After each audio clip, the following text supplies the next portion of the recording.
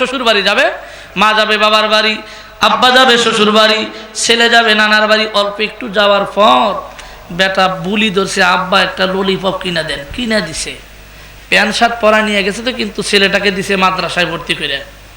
ভর্তি করে দেওয়ার পর একটু যাওয়ার পরে ললিপপটা পড়ে গেছে। বাবা পিছন দিকে তাকায় দেখে বেটা পিছে করে দেখে ললিপপটা তুইলা জামার সাথে মুছতেছে। ছোট বলে আর কি জামার কদর বোঝে? হ্যাঁ, জোরে বলেন বোঝে? মুছতেছে। বাবা কাছে, এই তোর বাবার কি টাকা পয়সার অভাব? সি, যে জিনিস পড়ে যায় সে জিনিস পচে যায়, খাওয়া যায় না। আমার মালিক দেখেন কেমন খেলা খেলায়। যে জিনিস পড়ে যায় সে জিনিস পচে যায়, খাওয়া যায় না, গান্দা হয়ে যায়। তাই বাবা, ঠিক আছে ফানাই দিলাম। মালিকের কি ইচ্ছা, আল্লাহ গুনটুরি গুনটুরি বৃষ্টি নাজিল করলেন।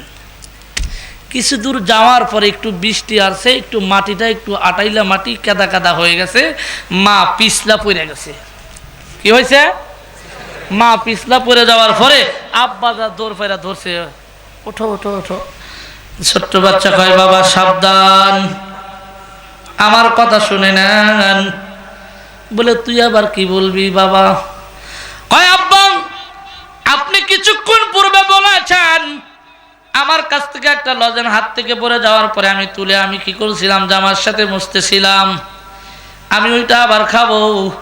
আপনি বলছেন যে জিনিস পড়ে যায় সেই জিনিস নাকি খাওয়া যায় না।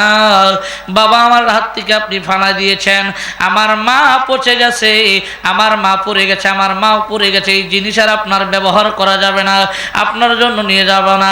বাবা তখন ধমক দেয়, যদি না নিয়ে যাস ওর নানার বাড়ি কিন্তু তোকে যাইতে দিবে না, এর বাবার বাড়ি তো তোকে যাইতে দিবে না। ছোট্ট বাচ্চা জবাব দেয়, বাবা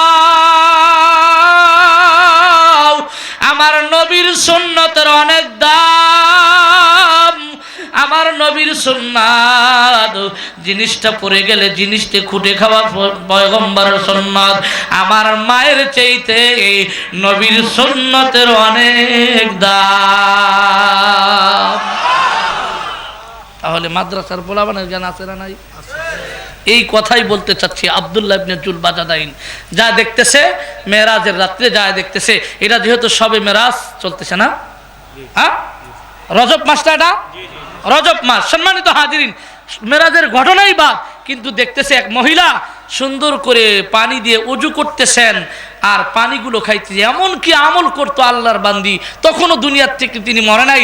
আমার আল্লাহ পাক এই ময়দান থেকেই এমনও কিছু চক্ষু আছে বাতির দিকে তাকাইতে দেরি হয়, রসুলের চেহারা দেখতে তার দেরি হয় না। জানেন আমার নবী তো জিন্দা নবী, আমার নবী তো হায়াতুন নবী, আমার নবী তো জিন্দা নবী। আমার নবী এখনো যারা রওজায়ে আতাহারে যান, আমার নবীকে যারা ওই রকম চক্ষু আছে, নবীকে সশরীরে নবীজিকে দেখতে পায়। এর প্রমাণ আমার মুর্শিদ আল্লামা রসুলপুরি, এর প্রমাণ চরমনার কুতুব ইসাহাক রহমাতুল্লাহি আলাইহি। আমার কাছে কিতাব আছে চরমনার ইসাহাক কিতাব রহমাতুল্লাহি আলাইহি। ইনি বাগুন খেতে ওয়াজ শোনাইতেন। শাগরেদরা বলতেন, হযরত বাগুন খেতে ওয়াজ শোনান কেন? হযরত তখন জবাব দিয়েছিলেন, বাবারে এই বাগুন যারা খাবে এরাও একদিন আল্লাহর ওলি হয়ে কবরে যাইতে পারে।